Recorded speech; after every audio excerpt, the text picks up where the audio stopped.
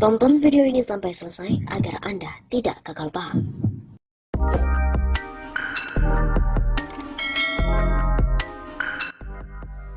Akibat percaya survei pencitraan, pemerintah telah merugikan negara mencapai 1.500 triliun rupiah. Kok bisa?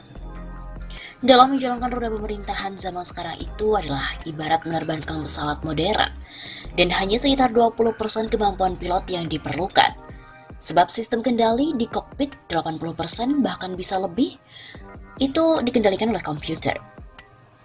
Nah, karena itu pilot yang canggih adalah pilot yang memiliki intuisi dan juga kepada keselamatan penumpangnya, serta mampu secara cepat untuk membaca data yang dikirim perangkat elektronik ke panel di depannya.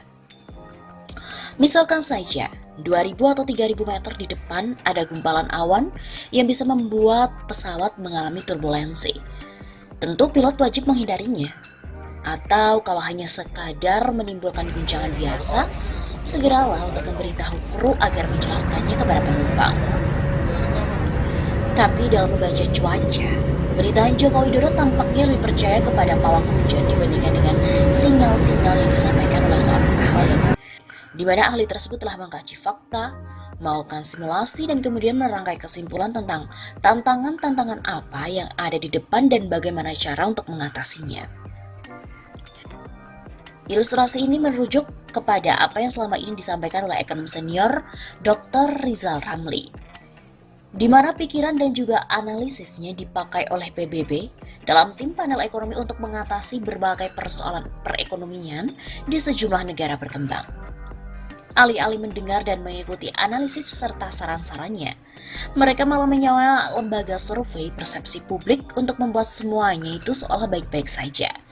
Persentase kepuasan dan kepercayaan publik oleh lembaga survei pesanan itu kemudian dibuat terus naik. Ini dia intinya. Rezim Joko Widodo itu kelihatan tidak mau belajar dari kesalahan pemerintahan Soeharto yang sejak awal 1997 mengabaikan analisa dan peringatan-peringatan yang telah disampaikan oleh Dr. Rizal Ramli, di mana ia telah mengingatkan akan ada krisis ekonomi di kawasan Asia Tenggara dan berdampak luas untuk Indonesia. Seperti juga Joko Widodo sekarang, Soeharto melalui konsultan ekonominya, IMF dan juga Bank Dunia waktu itu, mengatakan ekonomi Indonesia itu baik-baik saja. Kata bule IMF, rakyat di kampung-kampung masih tersenyum ketika saya ketemu mereka saat jalan pagi. Ketika krisis itu benar-benar datang, tak seorang pun mampu bertanggung jawab. Rezim Soeharto memang berakhir. Tapi akibat pemerintah abai, negara harus mengucurkan dana talangan BLBI ratusan triliun rupiah. Dampaknya terasa sampai detik ini. Karena pemerintah melalui APBN tiap tahunnya harus membayar rata-rata 60 triliun rupiah hingga 20 tahun, yaitu sekitar tahun 2003 sampai dengan 2033. Jika ditotal, uang negara yang telah digelontorkan, pinjaman dan bunganya untuk membayar kesombongan pemerintah dan juga para konglomerat yang main pat gulipat dengan penguasa, angkanya mencapai lebih dari 1.500 triliun rupiah. Akan lebih fantastis lagi jika penurunan pertumbuhan ekonomi selama lebih dari 5 tahun sejak krisis, yang setiap 1% penurunan ekuivalen dengan 1.200 sampai dengan 1.400 triliun rupiah. Maka kerugian rakyat Indonesia akibat pemerintah yang mengabaikan rambu-rambu yang telah disampaikan oleh Dr. Rizal Ramli bisa mencapai lebih dari 10.000 triliun rupiah. Sebenarnya bukan hanya kerugian finansial yang dialami oleh rakyat Indonesia, tapi juga kerugian atas hilangnya hak untuk hidup sejahtera lebih cepat. Sebab secara ekonomi politik, orang-orang Orde Baru serta para konglomeratnya tidak ada yang sungguh-sungguh merugi akibat Krismon 1997. Lihat sajalah jenderal-jenderal Orde Baru seperti Wiranto, Luhut Panjaitan, Hendro Priyono, mereka tetap eksis di kekuasaan. Sedangkan para konglomeratnya yang tempo hari digelontori utang ratusan triliun rupiah, mereka pun kian berjaya. Beberapa di antaranya diwariskan kepada generasi kedua, seperti kerajaan bisnis Lim Syo-leong, Sudono, diwariskan kepada Antoni Salim, dan Mohtar Yadi Lipo dilanjutkan oleh James Riyadi dan banyak lagi. Lalu siapa yang menjadi penanggung jawab krisis ini? Apabila pemerintahan sekarang tak mau belajar kepada pemerintahan sebelumnya, rakyat yang harus belajar pada masa lalu. Saat terjadi krisis tahun 1997, tidak ada yang mau bertanggung jawab kecuali lengser dari kekuasaan. Tapi dengan uang yang masih banyak di tangan, mereka bisa membeli kekuasaan atau partai politik, di mana pada gilirannya dipakai untuk mencuci uang kembali yang lebih banyak.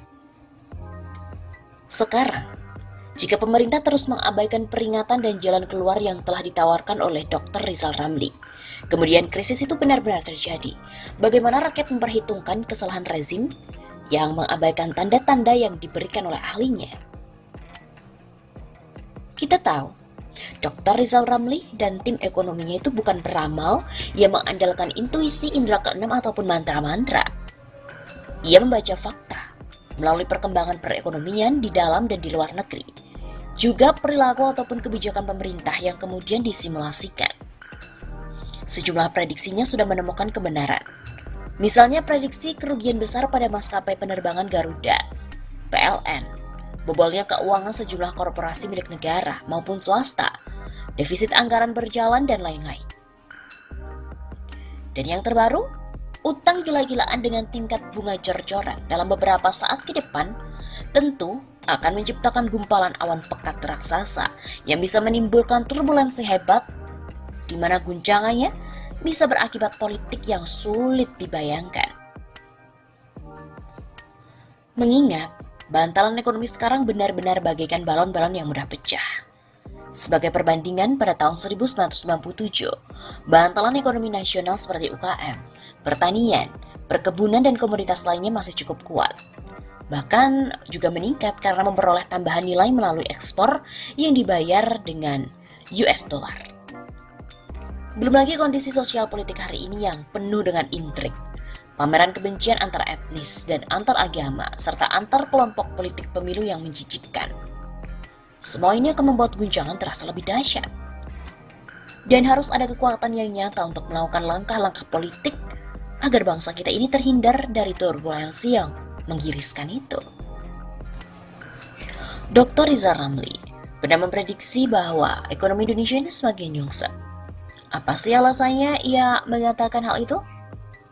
Mantan Menko Bidang Kemaritiman dan Investasi, Dr. Rizal Ramli mengatakan bahwa ekonomi Indonesia di tahun 2019 menuju 2020 semakin nyungsep atau merosot.